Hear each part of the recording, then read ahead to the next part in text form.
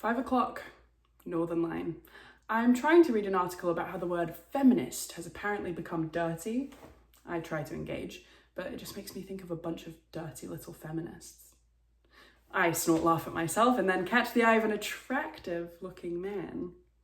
Oh, well, he is attractive when holding his paper up to here. Gets a little rodenty from the nose down, but good enough for some eye fucking on the tube. He smiles with his tiny mouth, and I smile back. He looks down, I look down, and then we both look up at the same time. Little giggle. Other people in the carriage start to notice, charmed by the moment. It's revolting. The tube is pulling up to Tottenham Court Road. We both stand at the same time. I could vomit. He says, "This doesn't happen very often, does it?" And I give a horribly giggly, no, I suppose it's quite rare. Yeah. He says this may sound crazy, but he has this crazy idea, and the crazy idea is to take my number. We give credit to the moment and exchange numbers.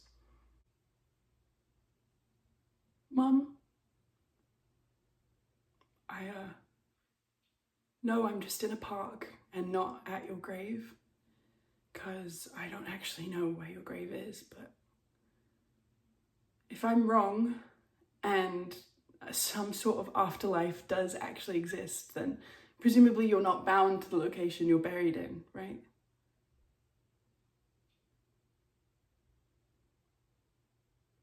I'm sorry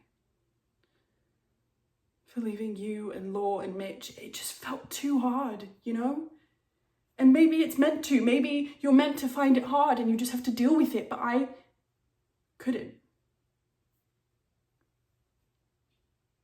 So, I'm sorry.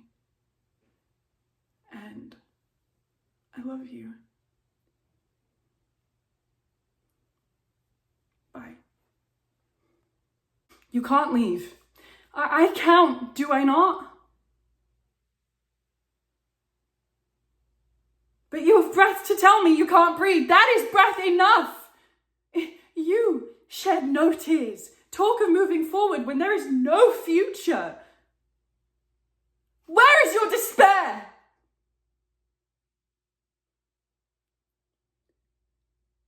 He was so worried about Judith.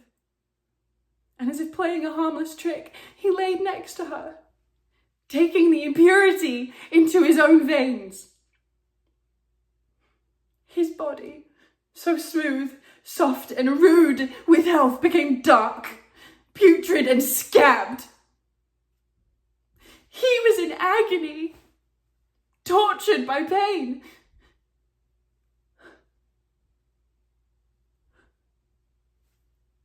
I'm here, and I don't want to be. I see a man's life is a tedious one. I have tired myself, and for 2 nights together have made the ground my bed. I should be sick, but that my resolution helps me.